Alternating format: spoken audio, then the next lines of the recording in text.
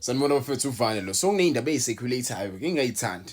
Yabo le ndaba nje oyicirculator zicirculate nje around umdlalo weOrlando Pirates. Lo mdlalo weOrlando Pirates igama lakhe uBoitumelo Radyobane. Niyamazi ke bafethu umjida bafethu uBoitumelo Radyobane. He played 4 games for Orlando Pirates isizini isathana kuqala. He was very good for Orlando Pirates. It's a pity nje ukuthi umjida akawatholanga ama goals kulawa ama games esasiwadlala. Yabo yena umjida wayedlala kahle kakhulu. Umjida uthole injury. Umjida wathola injury and ever since he was injured for Orlando Pirates akakaze aba featured kuma games Orlando Pirates. Ngwazilwe kama him tour currently usabhizi nama exam but ke it's up to you to ufuna ukuyibelieve into zoyini. But ke indaba engayithandanga ilezi zakhe zokuthi kungenzeka umjida ahambe ngoJanuary. Kungenzeka uBoitumelo ahambe ngoJanuary noma mase kuphele isizini. Remember uBoitumelo Radyobane, he is one of our DDC products. Just like Uthabiso Monyane, who is playing for Kaizer Chiefs right now.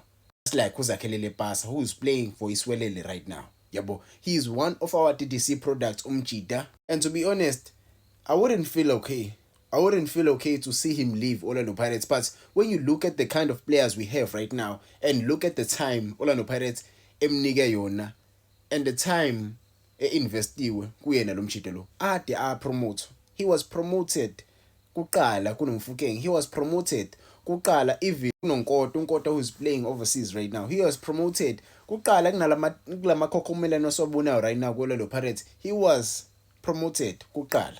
Yabo la benosesana bebepromotiwe benotshobini bepromotiwe Orlando Pirates.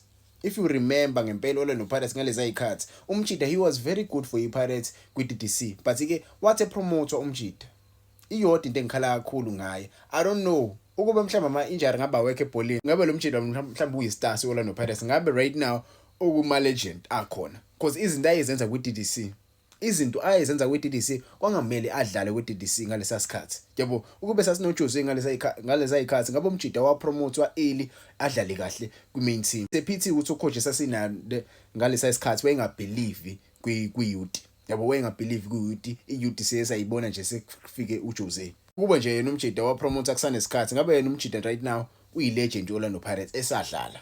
Yabo usemncane kakhulu uBoitumelo Radyobane. He is still young. So ukumbona ehamba kuOrlando Pirates ngeke ngijabule ngoba if you look, yes sinoyanela Mbuthuma, sinoMakgopa, sinoMabasa. uMabasa naye is one of those players okungenzeka. Not saying anything about uMabasa. He's a great player for you Orlando Pirates and I wouldn't want him to leave Orlando Pirates because looking at his goals, ngiyafuna break record. The current record ekhona right now ngiyafuna ibreakwe umdlali engakhula ngimbuka edlala ngamehlami. Hayi le break abantu abade ba retire. Yabo ngiyafisa ukuyibona irecord eyenziwa ama legend Orlando Pirates, not legend per se because ulapha ku Disk TV but yabo irecord eyenziwa abantu ababedlala before us. Ibreak umdlalo osedlalela esakhula simbuka nathi edlala. Kungamnandi ngempela ubona into kanjalo. Yabo ngeke ngithande kumbona ehamba but ke i-lack of game time yakhe uMabasa nayo iya-alarm. Yabo iya-alarm ngempela ikwenza uyibuza ukuthi ngabe ngempela umjida uzombona yini edlala for Orlando Pirates in the near future, looking at the likes of lumjida lo sathana kufika uyanela Mbuthuma who is a very very good striker esimsayine kuRichards Bay. Samsayina uyanela Mbuthuma, if you remember wasayinwa isisayiniwe vele already contract yakhe with Richards Bay seyirenewile. So I don't think Orlando Pirates izorest kakhulu ukuthi imhlalise ebhenjini uyanela Mbuthuma. They would want uyanela Mbuthuma to play because they spent a lot of money on uyanela Mbuthuma and naye umjida is looking like a promising striker who is got a lot of goals under his belt. So kumbekaphi lokho uRadyobane, kumbekaphi lokho uMabasa. You have uMakgopa, who is a very good striker playing for a national team who helped Bafana Bafana go to a World Cup. You can say whatever about uMakgopa. That guy is good. You can say whatever what you want about uMakgopa. He is good. And I don't see Radyobane benching uMakgopa. So you can tell me in the comments, how do you feel about this situation? I'm not saying he's going to leave. I heard the news ukuthi kungenzeka. How do you feel about those news? Mina, I don't want to lie, I'm not okay regarding Radyo Man. I hope ama-injury mfethu azoshesha phela umjida abuyele egroundini. Yabo, we need all of our players to be playing. But-ke ucoach kumele akhetha phela abadlali abawu-11. Ngeke kudlala abadlali abawu-23. Ngeke kudlale futhi ama-favorites ethu.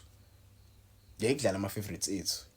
That is how uAbdeslam Wadu manager akhona leli qembu esinalo right now. That is how he manages this current Orlando Pirates. There are a lot of stars, there are lots of egos, and he must manage all of those egos currently. So you tell me, do you think the guy should leave Orlando Pirates, or do you think sisakhona isikhala sakhe, he must fight for his place in the current team Orlando Pirates?